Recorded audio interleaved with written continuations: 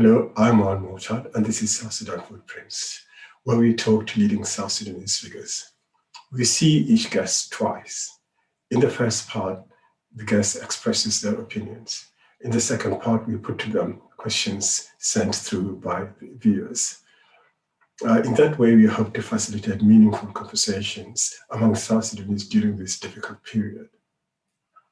If you find the videos long, please do not give up. Try to view them over 2 or 3 shorter sessions. Thank you very much for your interest in South Sudan Footprints. And please like, comment on, and share our videos. Do not forget also to subscribe so that you are reminded of any new releases. Thank you very much. Goodbye.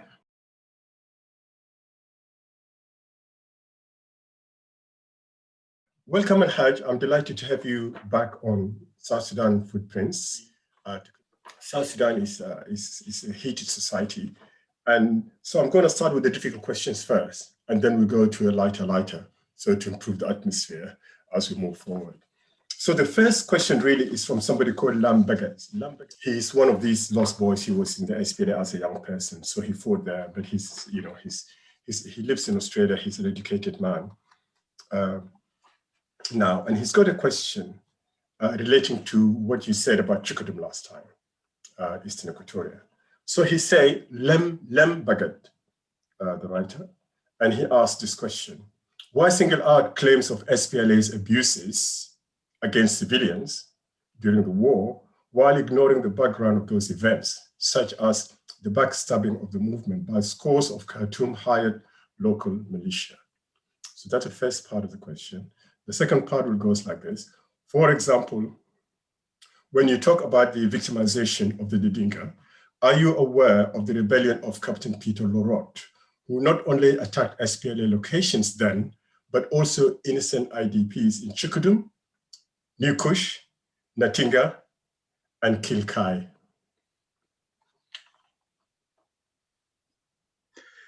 Thank you, Mohan, again for having me for this second session in which you would like some answers, some questions. Yes. Yeah.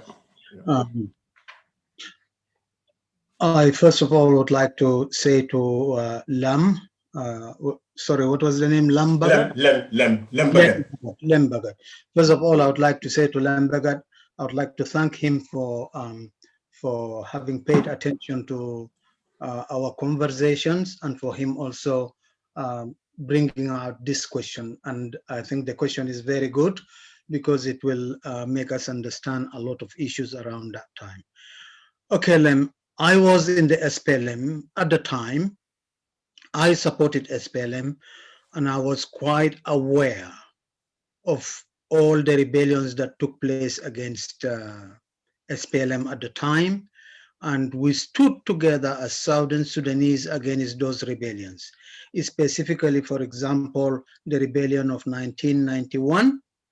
I remained with SPLM. I did not agree with Riak, Lam, and Kwon, General Kwang, who initiated that division on the 28th of August 1991, and which became a major point of contention. Yeah, that's Gordon Kwong. That's Gordon Kwong. Yeah. So it was not that. It was not when I did not support Lam, Riak, and Gordon. It was not because what they raised was not legitimate, but it was the process they embarked in, which I think was not acceptable. Those grievances could have been addressed in different ways that should not have brought division to the movement. That was my view then, and it is still my view up to this particular moment, because it took us back. At that particular time, SPLM was already around Juba vicinity territory, and people were concentrating on trying to take Juba.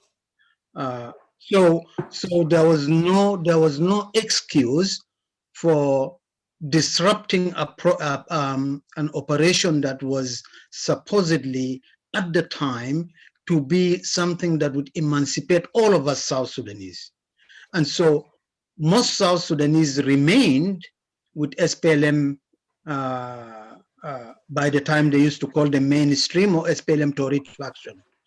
And those of LAM, of course, they created the SPLM United, and that, the history, as you ask, But also, that's not the only issue. In Equatoria, for example, there were the Equatorial Defense Forces who were not in agreement with the SPLM, SPLA, and they were operating. And these were part of the militias, what you would call militia, supported or rather instigated by the system at the time. And there were also others in Western Bahar Ghazal. We know about that. But the issue in Eastern Equatoria was very, very critical for the following reasons. Okay.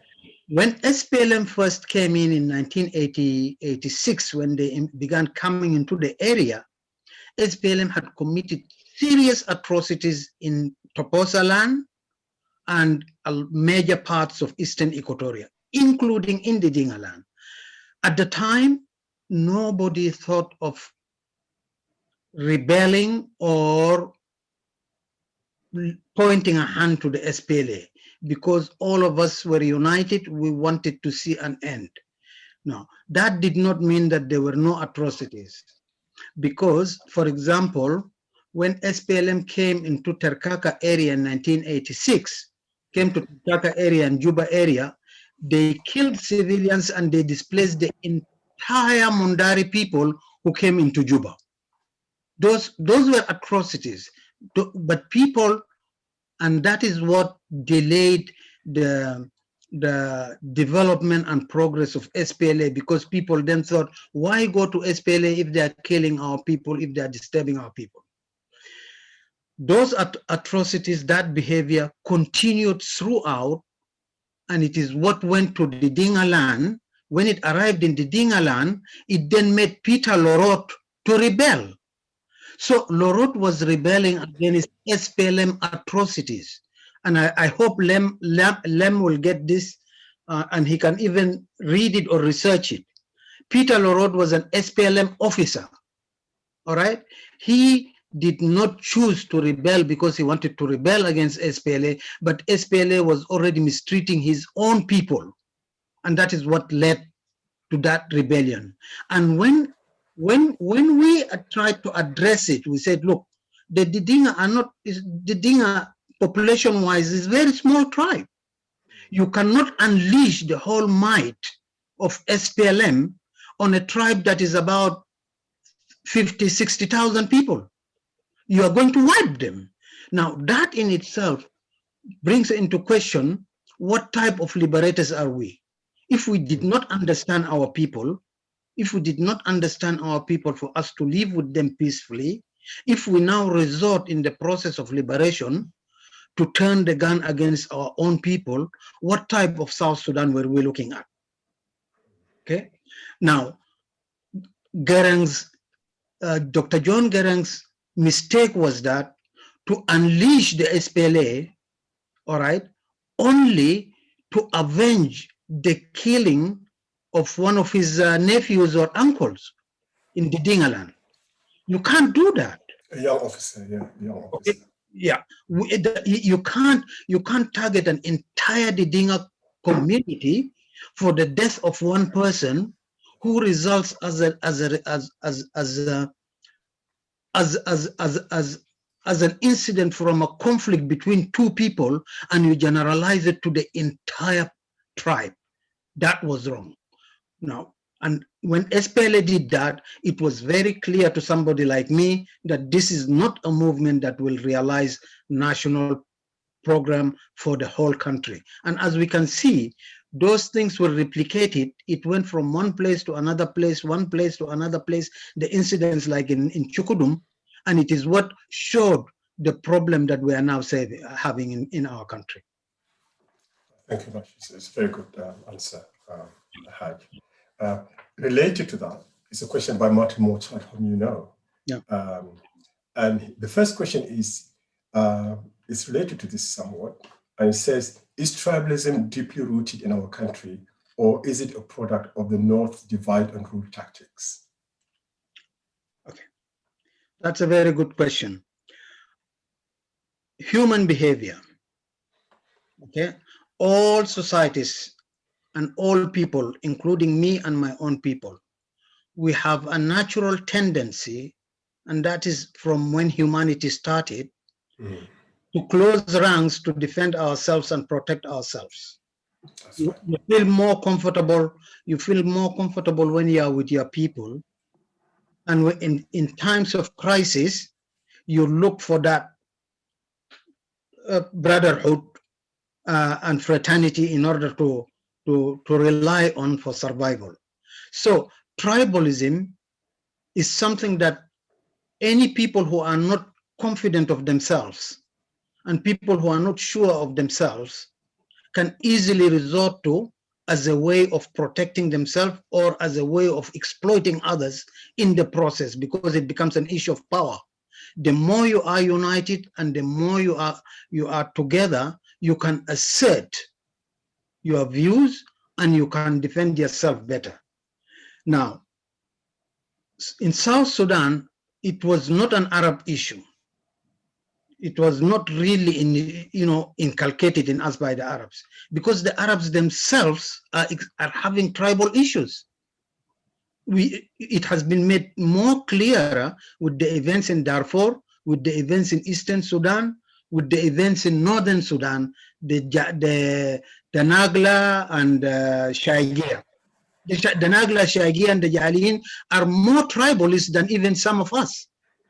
Okay, so it is not an issue that it was introduced, but it is an issue mainly of ignorance. It's an issue of ignorance and lack of understanding humanity and lack of understanding rights that make people try to use tribalism.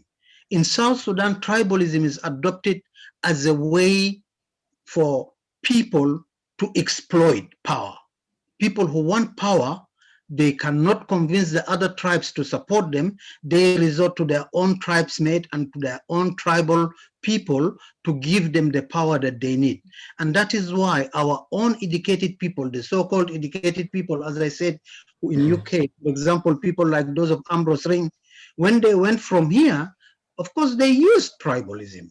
Okay, and so in South Sudan, tribalism has been used as a means of getting to power. And once you are in power, you want to protect yourself to remain in power. You don't perpetuate it, you don't build it, just as Kir and the JCE are doing now. Okay, they have tribalized the Dinka to an extent that, have created a situation in which the Dinka now are hated by each and everybody. Okay, if they only could really, after separation of South Sudan, try to use the state institutions to grant everybody their right fairly, this issue of tribalism would never have reared its head in South Sudan. But institutions were completely forgotten. Institutions were completely forgotten, and people relied on tribalism. JCE started saying, oh, we are here to protect the Dinka interest. But the state of South Sudan is supposed to protect Dinka interests and everybody's interest. Why should JCE be the one to protect Dinka interests? Are they not citizens of South Sudan? We have gone into the union, we have gone into the common good in South Sudan to protect ourselves as a people, all the people of South Sudan. Where does this issue then comes that, oh, we are in government because we are protecting Jeng? No, you don't need to protect Jeng. The institutions of South Sudan, in terms of its constitution, in terms of its army, in terms of its police, in terms of, that should be the one that should protect people. But JCE turned it around. They then converted those institutions into tribal institutions, and that's where we have the problem. So the problem of tribalism was not introduced in South Sudan by the Arabs. That's wrong. It's introduced in South Sudan by South Sudanese. And in our case, you can actually say JCE is responsible. thank you very much for that answer. Um, the next question from Martin Morton again is this: how bad is tribalism in South Sudan compared to other African countries, for example, Rwanda? Okay. Every country has got its own context. they've got their own history, they've got their own culture. It would be very unhelpful for me to claim that I know about tribalism in those places, better, because I don't. They know it better. But in Rwanda, obviously, tribalism has created a problem in Rwanda. In 1963, they had a war. In 1970, 94. and then 1994, they had another one. But Rwanda is somehow unique because the Tutsis only make, the current rulers in Rwanda now only are about 7% of the population. The Hutus, who were in the rule before and overthrown by the Tutsis, they have something like either 91 or 92. Yes. And then there are about 2 other tribes which form about 2% of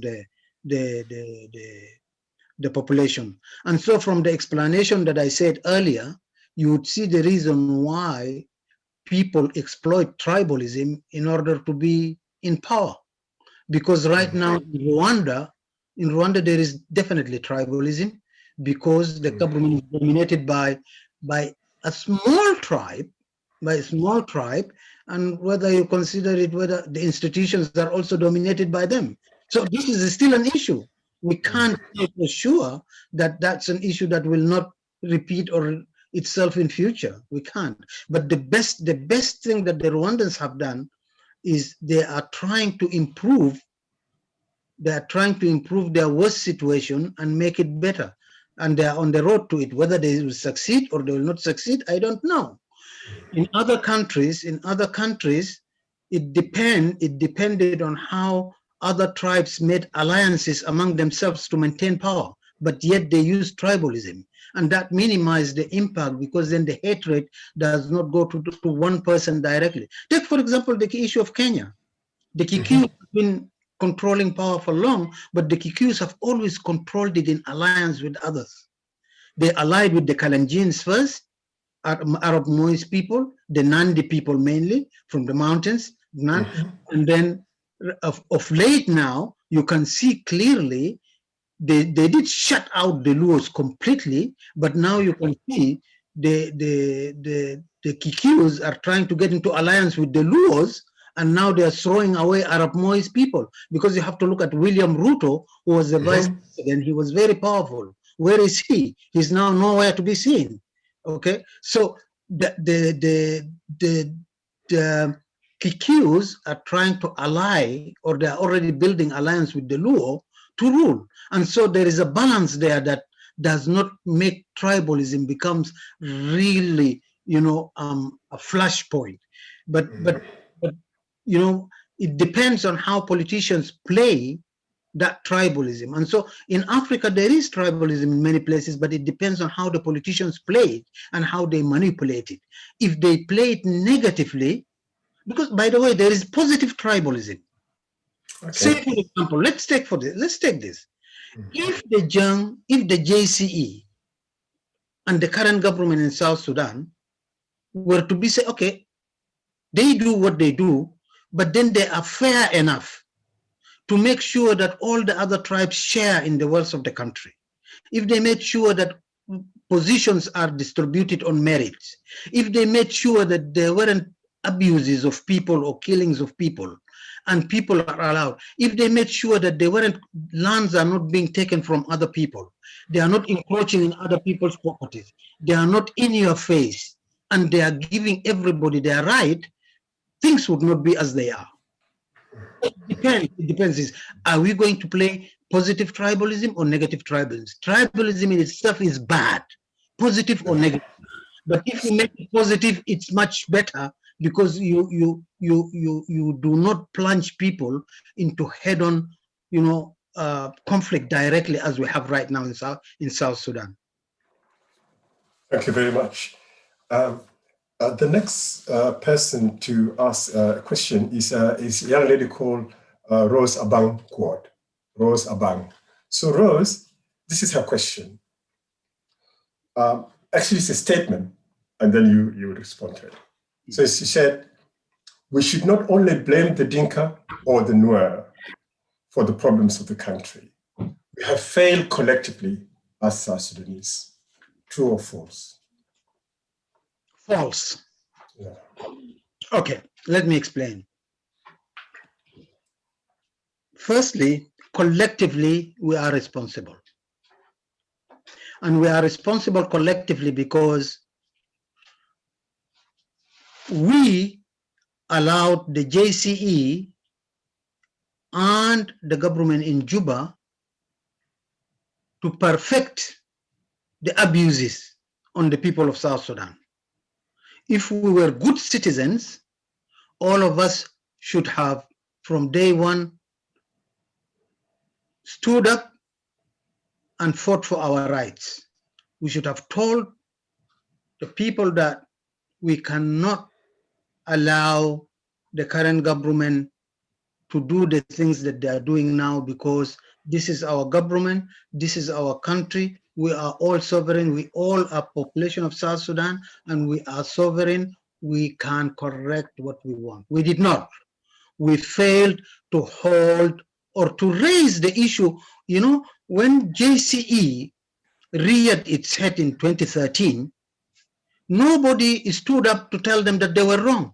There were only few people saying this is wrong, but most of the people kept quiet. And our failure is in our keeping quiet, because by keeping quiet, we colluded and we allowed them to bring South Sudan to what it is. Now, with regards to whether Kir and the JCE are wrong, I think yes, this is their problem, and they must be squarely held accountable for what they have done, because they have decided to plan the development of South Sudan on a tribal basis. Okay, they were not even ashamed of it, as I said last time. They went to Lobanok and said, we are going to shape it to what they want. Now, you cannot shape a country of 63 tribes, all right, with the psyche of one tribe, with the way of one people thinking. You cannot, and that is wrong. And therefore, the JCE, Kir, and all those people who supported this system must be held accountable for the loss of all the other people and for the loss of the Jeng themselves. Look at the death in Jeng countryside. Look at the youth in Rumbek killing themselves.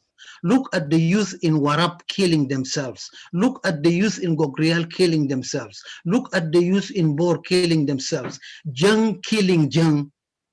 It came all from the fact that JCE militarized the Jeng, made them to feel invincible, and forgot to think that once you have trained these people and once you have dehumanized them and made them completely to be insensitive to life, once they have killed people in other parts of the country, they are going to go back home and then start killing their own. This is what happened. After the Jeng were militarized and brutalized, dehumanized, all right, by making them to be the Rottweilers of the system on the others, and they killed the others. What were they going to do with all these people whom they have brutalized and have become murderers, have become killers? When they come home, they will kill. And this is what we are seeing in Jungland now. And this is what I was saying, like, after killing them, after killing the others, now they will kill themselves. They don't know what they're doing. You see? So the current JCE should not, no sane person should let them off the hook. Whether it is Aldo Ajona pretending and saying, oh, I've just seen few interviews by him. That whitewash, it can't work. After they have turned their own people, they have dehumanized the Jeng, they have now set them on a course of self-destruction. We as South Sudanese, we have, in our humanity, we have a right to claim that the Jeng who have been killed by this system must be accounted for, as our people who have been killed must be accounted for. Therefore, the JCE must account for the destruction of South Sudanese all, which includes the Jeng themselves. And this is why we cannot entertain this idea that, no, we should not hold the Jeng responsible. The most important thing here is, when we say Jeng, we say JCE and their supporters. We know that 90% of the Jeng in the villages do not even know what is being done in their name. We know that, okay? And that's why JCE must be held responsible. Well, thank you very much for that. Just a few more questions. This time is a young man who goes by the name Monut Dal. So Monut's first question is this: South Sudanese fought as one to attain freedom and justice. Now, even though they have gained their country, there is still no freedom or justice. What needs to be done for us to get what we fought for? That's a very informative question. One, you know, the National Dialogue recently came up with a recommendation that Kir and Riek must go. I think we need to make it clear. In 2013 and 2014, we recommended that South Sudan must have a proper national army represented by all the tribes of South Sudan in equal proportion. We raised that issue before the December events. Okay. We again, after the December events, straight away, we raised the issue. When you say we, is that an organization? Okay, some of us who wrote, and some South Sudanese. We wrote, and we raised the issue that Riek and Kir must go if South Sudan is to have peace. We raised that immediately after 2013. Those of Obasanjo initially took it. If you read the first report, which was then changed, that recommendation was in there. So what the National Dialogue is bringing is not new. It's not new. South Sudanese have been calling for that, because the real problem was personalized to two people, and the two people tribalized it. Okay? And it became a tribal confrontation. And it led to the problems that it has happened. So, Riek and Kir, whether they like it or not, whether it is going to be organically or whether it's going to be based on nature, they will go as they must, like all of us will go at a certain time. When Riek and Kir are out of that system, whether it is now or later, we need to do two things. First, we need to de-espelonize, and we need to deculture. And by doing that, what we do is, by deculturing, we need completely to look at the militarization of South Sudan. Because Mawan, whether will agree with me or not, if we do not demilitarize South Sudanese, South Sudan will never become a normal state. We are a militarized society, and we are a traumatized society. We are ill, in between quotes. The entire South Sudan as a community, as a society, we are ill from that demilitarization. We would need to demilitarize, and then when we demilitarize, part of that we also need, as I said, that also falls within the deculturing. We need to remove the cultures that have been embedded in our society by SPLM, SPLA. For example, there is this in South Sudan, people now pay attention to jobs. The word job means a lot. Anybody can leave anything and can do anything to get a job. So the word job has now built around it is, you can see how the politicians, go around and prostitute themselves for positions.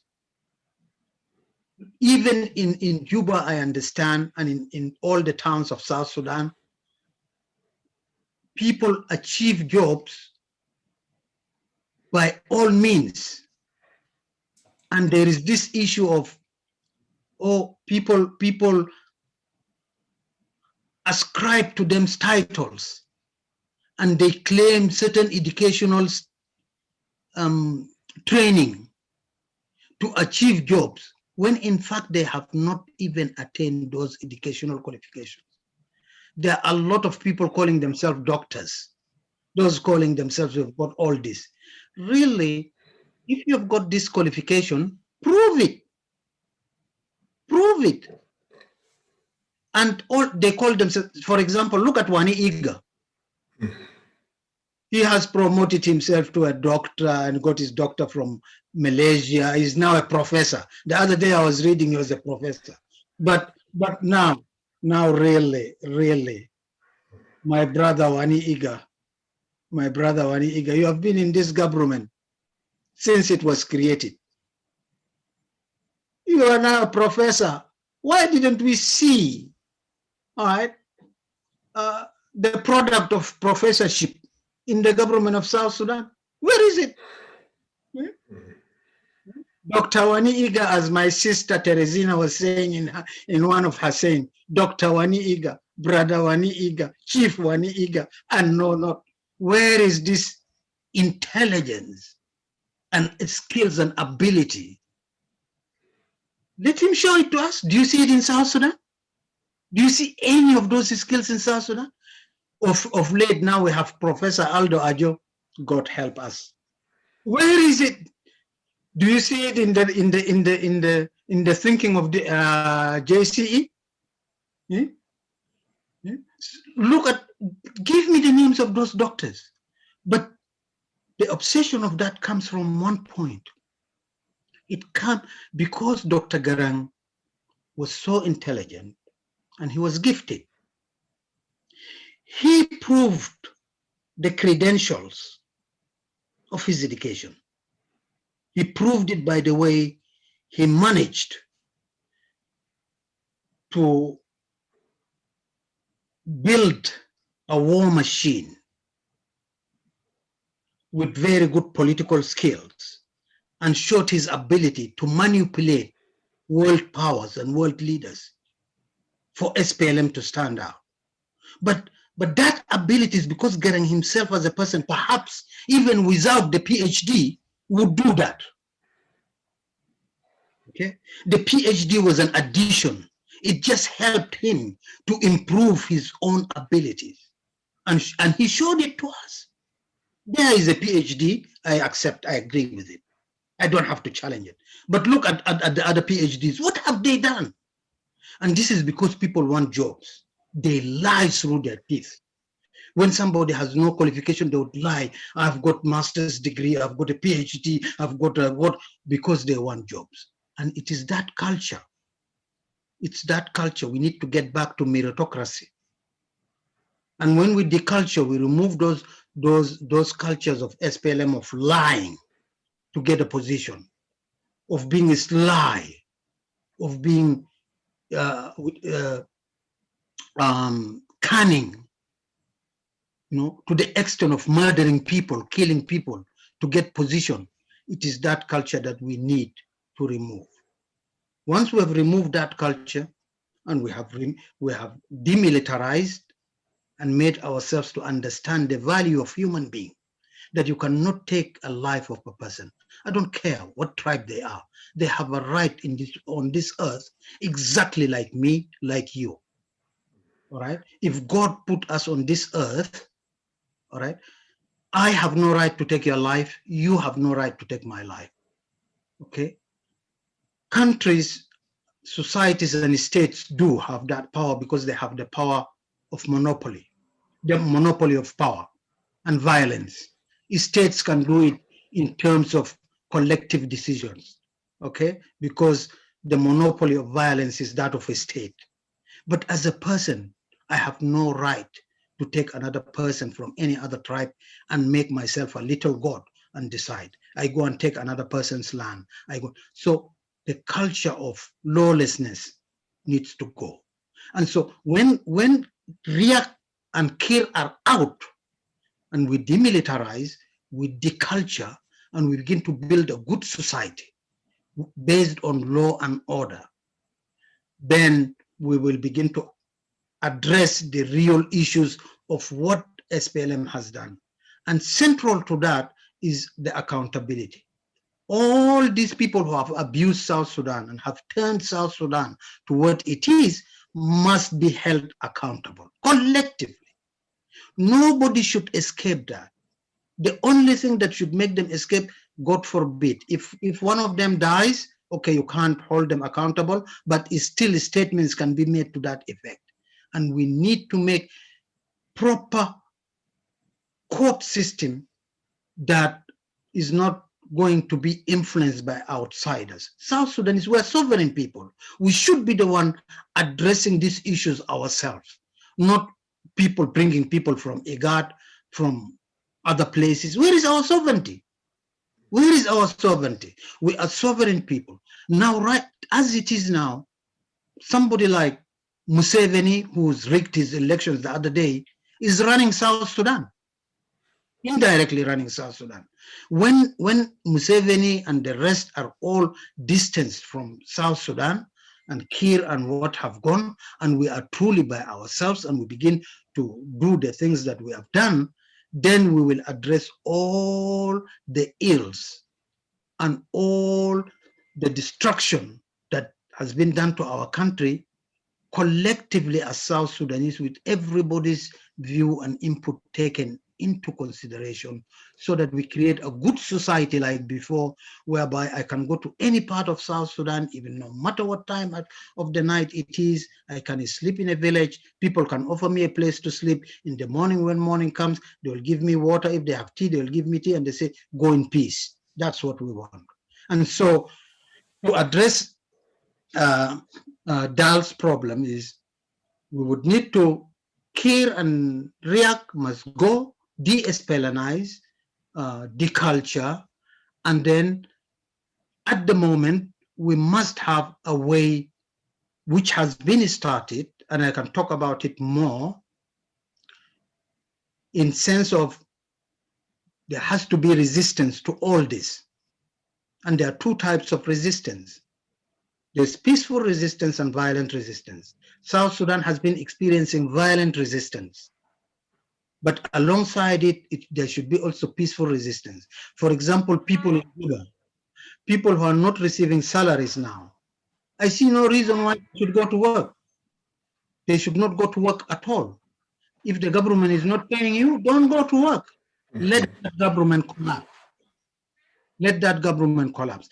If the army people, and asking my brothers, the young, tell your people in the army that they are supposedly there to protect South Sudanese. That is their national duty. Okay, they are supposed to address to protect South Sudan, and they must not continue on the route of destruction following JTE policy. I was saying for Dal is, we must resist. Resistance is the only way to address these issues, to bring freedom for all South Sudanese. And every South Sudanese must be part of that. Not necessarily you must go to the bush and pick a gun.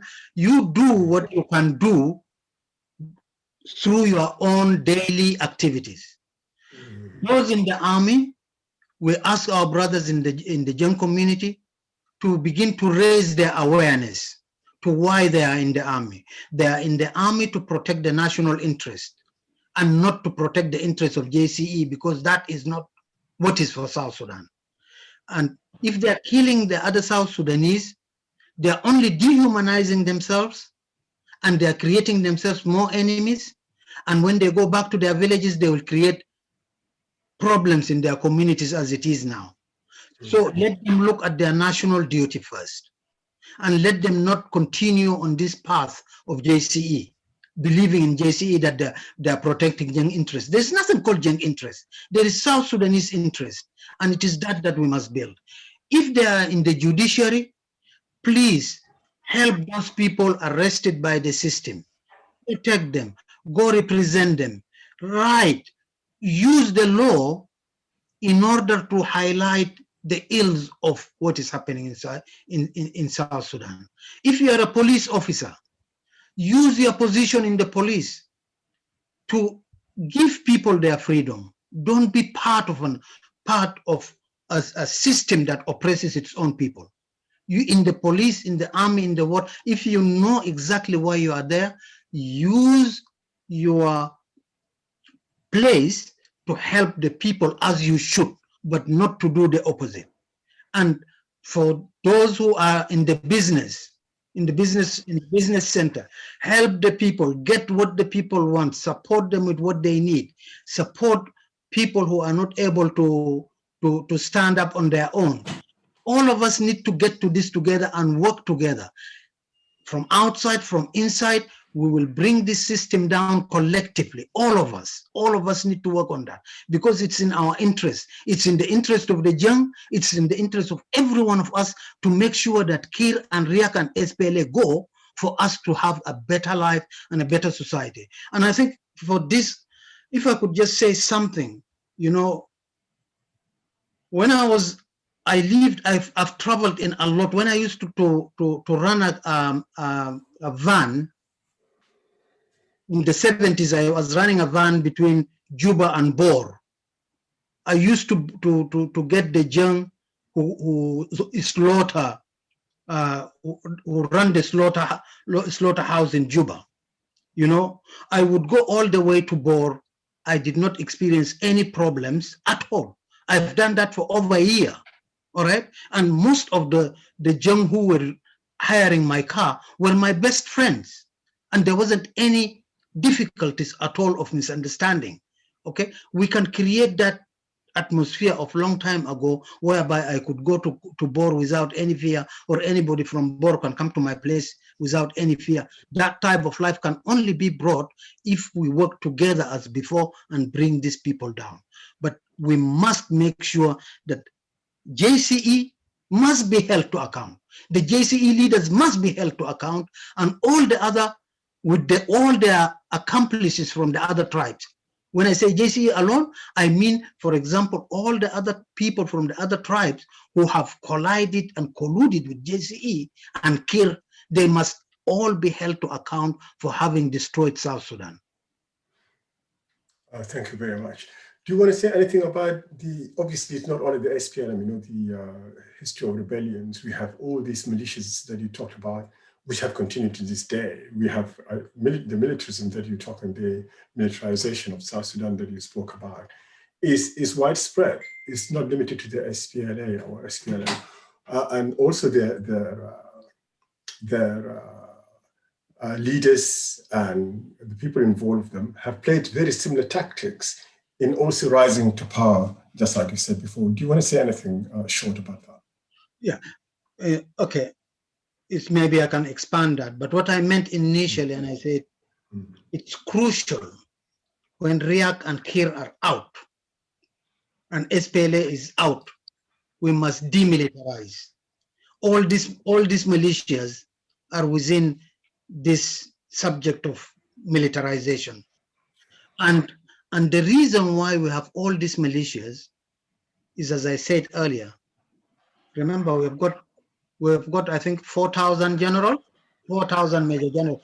There are more generals than foot soldiers. And all of these are self-promoted people. You know, they form 3-4 people gets 14, 15 people, they name themselves, and all this other village militia.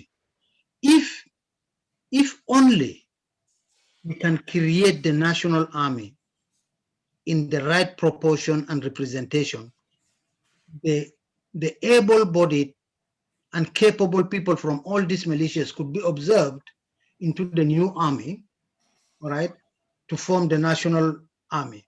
But also, even without that, if we're demilitarizing as a policy, they will not have any reason to maintain these militias. If there is justice, if today, say for example, somebody in White Nile, sorry, in Unity State, can go to the police and he can raise a case, or can go to the court and raise a case, and the system works and his rights are asserted through the system, why would they want to maintain a militia? Militia is issues of lack of confidence, and all it comes back to the same thing we talked about, is to protect themselves. People want to protect themselves. But if there is now a proper national protection system in place, there is a proper constitution in place, there is a proper judiciary in place, and we are continuing with demilitarization and building a proper established security sector, all these militias will just fizzle away. And that's why it's important we must demilitarize as a policy. Thank you very much, Elhaj. Just a final question here. I'm from Rumbek myself, as you well know. And I think you mentioned to me before that you've lived in Rumbek in the 70s, a different time altogether of our history. What was your experience in Rumbek? And when were you there? Okay. I was in Rumbek in 70s. I was in mid-70s, I was in Rumbek, and my experience at the time, South Sudan was, the tribes got on well, but there were issues still of tribalism building, because in schools, there used to be tribal fights. But even when there are tribal fights, it wasn't to the extent that the local people were picking on people on the streets. So I lived in Rumbek for a year. Oh, it was just amongst the students. Yeah. And so in Rumbek, I used to, some of us, and I don't want to mention names here, but when they hear this, they will know. We used to go, like in the evening, we would go 2-3 miles deep inside the Dinka. You mean Equatorian boys? Yes. Yeah. Purely, of different tribes, not Equatorians of one. We are Equatorians, but of different tribes. Of course, yeah. Yeah, would go deep, 2, 3, 4 miles into the Dinka villages, and they would, when they see us, they will welcome us. They will call us, and because at the time, because now now the young people eat, I think Kentucky Fried Chicken has not helped them to eat. They used not to eat chicken from my knowledge in Rumbek. They did not eat chicken. They didn't eat chicken, and so, and also they do not eat raw groundnuts. And we like raw groundnuts because that's when it's most delicious. So we would go out to the villages. They would know. They would call us, they put us down, would say we want to buy. They would say, no, it's okay, all right. They would give us a lot of groundnuts and say, okay, you eat. Now, they get fascinated by us eating raw groundnuts. They would give us groundnuts, we would eat, and would stay in their homes maybe up to around 7 and sometimes 8. Yeah, because for the agar drinker, when you are little, as a child, like a boy, you can eat chicken and you can eat raw groundnuts. But once you are initiated, you are a man, you don't touch them. So they were looking at you as grown men. Okay. Yeah. So they thought it was fascinating. Okay, all right, that's good to learn. But for us, I just learned that we don't eat chicken. Exactly. So they would give us all that. We would eat and I lost some bits of junk that I learned at the time. Well, you picked out a few words. Yeah. Like I think I know what I can still remember. I remember eggs is tongajits. Tongajit, yeah. Yeah. and tomping we still granite. Yeah. So I still remember that. And the Dinka in Rumbek, they greet like the Bari, madam. Okay. They say madam.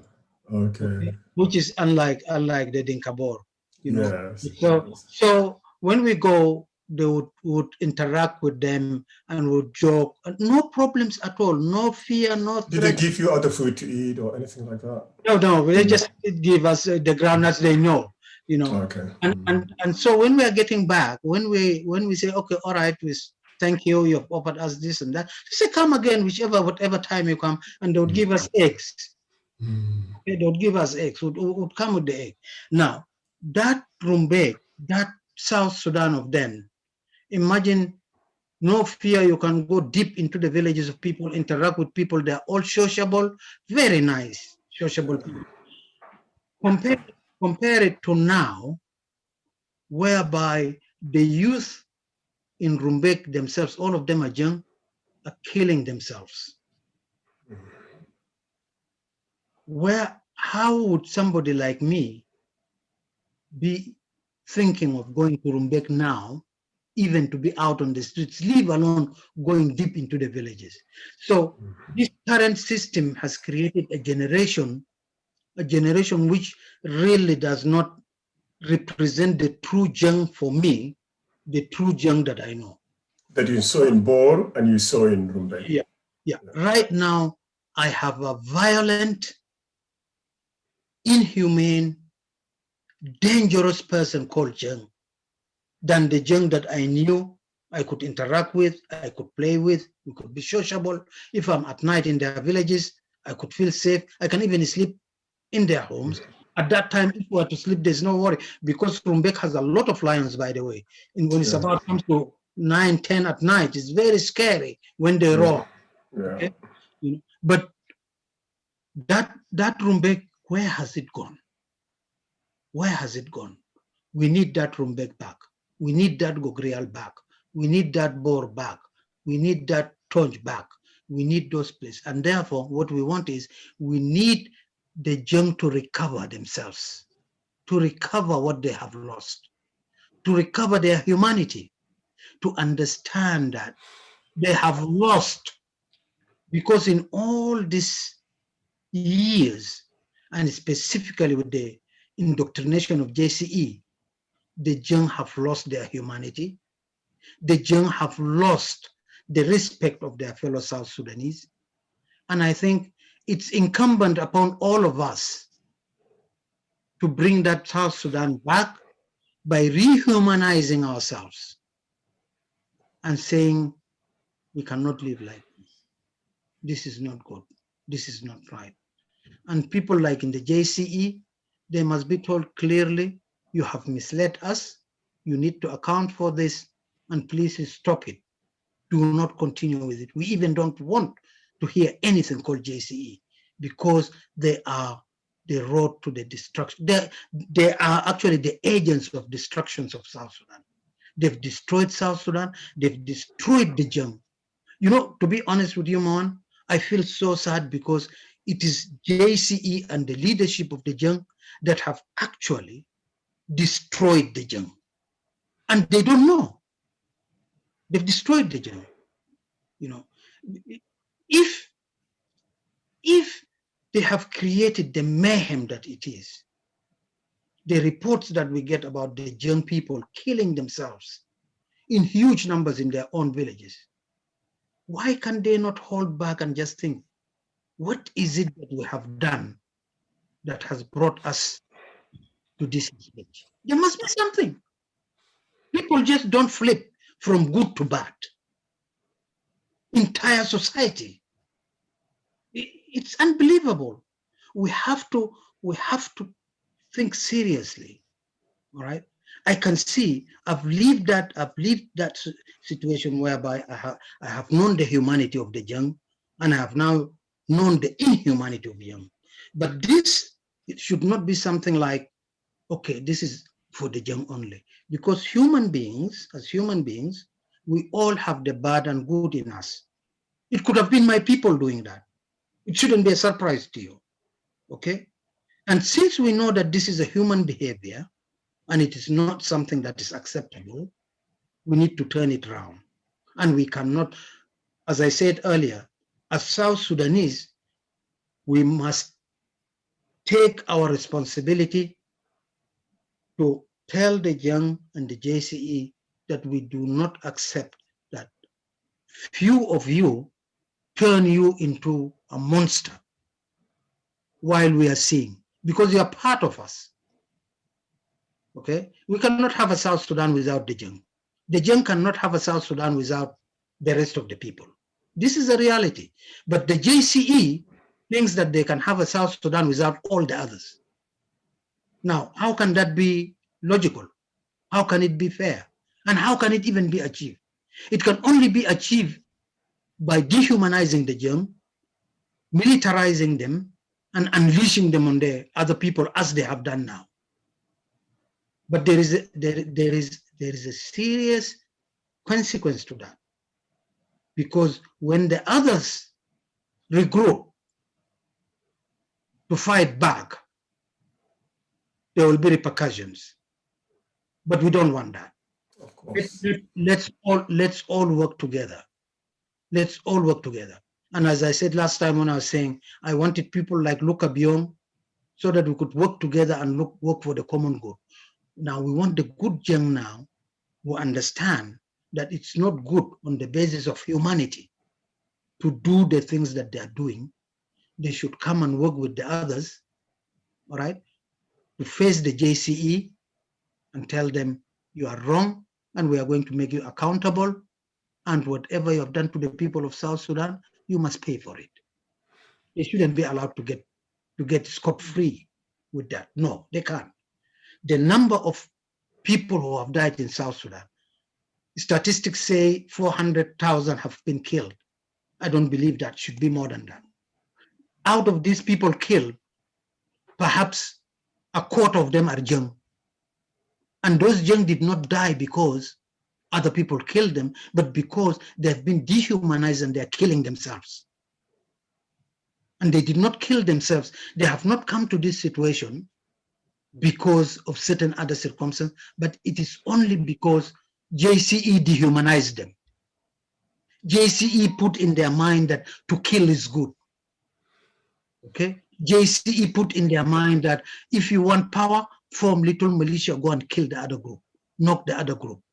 Because look, there has never been anything painful like the killing of Carbino Agok Wall. Really, Mohan, let's just be human here. There are three killings that we must never accept. The killing of Egre Idri, Samuel Dong, and Agostino and Carbino Agok Wall. And I'll say why. For Egre Idri and Samuel Dong, South Sudan is a state, all right? South Sudan has institutions. South Sudan should never have engaged in criminal activities as a state. After having abducted these people criminally from Kenya and brought them to Sudan using foreigners in the process, South Sudan has apparatus of addressing its own grievance, because once they have a criminal in their hand, that criminal should be handled by law. They have a judiciary. They should have put Egre Idri and Samuel Dong on the dock and make them to account for their action. And if they wanted to kill them, let the court then do that, but not in the manner it was done. Again, this is the same like what I would say with Carbino Agok Wall. Carbino was arrestable. He could have been brought to court, account for his problems, because he may have points, even if he has no point to exonerate himself. He should have his day in court. All right? You don't kill him and throw him on the grass like an animal and parade it in social media with people standing over him, is that humanity? Is that what South Sudan about? Is that what the state of South Sudan does to people? Don't we have respect for his relatives? Don't we have respect for his citizenship? For being a member of a community in our society, can't we not have that? Don't we? Okay. What crime have these people done to deserve their lives being taken? Just like that, even in a very, very unlawful manner, using military force. If we call ourselves as a state, we should only become a state when when the judiciary is able to function independently and hold people to account, and the executive is able to be held to account for their problems. Right now, in a proper system, the judiciary should have been held accountable for the killing of Egre Idri, Samuel Dong, Carbino Agokwal. But this is not happening. But these are only three. You know, many other fellow countrymates of ours have been killed in the same manner. Is this a state? Is this what we fought for? And here it is when I say, truly, the Nuer in the army, the Jeng in the army, the other tribes in the army, question yourself. Question why you are in the army. Did you go to the army to kill your own people? Are we having army in South Sudan simply to fight its own citizens, to kill its own citizens? Is it worth it? Is this the future we want? These are the serious questions that we need to ask ourselves. And that's why deculturing and de-espionization is a must.